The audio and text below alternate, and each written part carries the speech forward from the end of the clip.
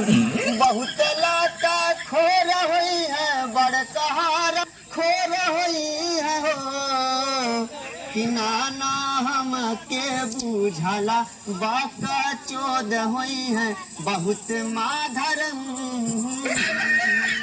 नाना हम के बुझला का हो? एगो गीत गाओ ना। तू गावा। अरे ना चेहरा पे निखार और ना सुंदर तोर बाल कपड़ा में भरल खुबार तुम तो कितनी फूहरी हो तुम कितनी फूहरी हो तुम बहुत फूहरी हो बहुत ज्यादा फूहरी हो। कौन सा गाना गाया जिससे इन्हें गुस्सा आया?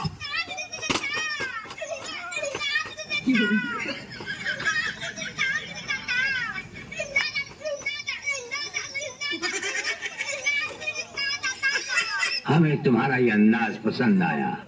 कि राती देखा नी सपनावा तोर भौजी। हाँ कि राती देखा नी सपनावा तोर भौजी अरे तोर भौजी। अच्छा कि तोरे लइका का हो तोरे लइका अगवा का भैया कि तोरे लइका भइल बा जोड़े जोड़ भौजी। बात सही में हाँ हो तोरे लइका भइल बा जोड़े जोड़ भौजी। कैसा रहले तू? एगो करिया देखा एगो गोर भौजी।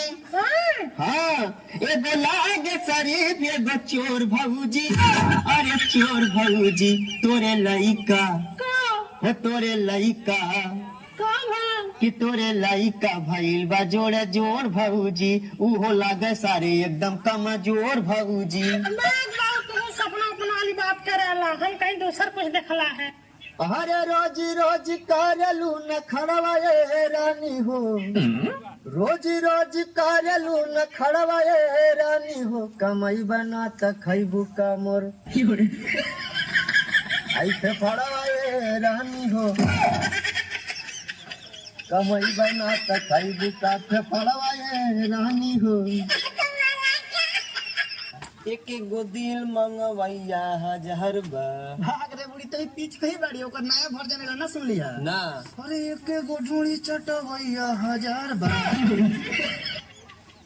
भैया हाँ जिंदगी के सबसे ज्यादा मजा किन लेना आदम ना बैल ना गधा ना कब के लेला कुकुर ऊ कैसे देख भाई आदमी हो को चाहे जानवर हो को 5 से 10 मिनट आ कुकुरा जान तरीका करो सर एक बेर टोचन कहिया सर आ पूरा विधान सभा घुमा दिया से एक बेर में पूरा विधान सभा घुमा दिया से एक बेर में।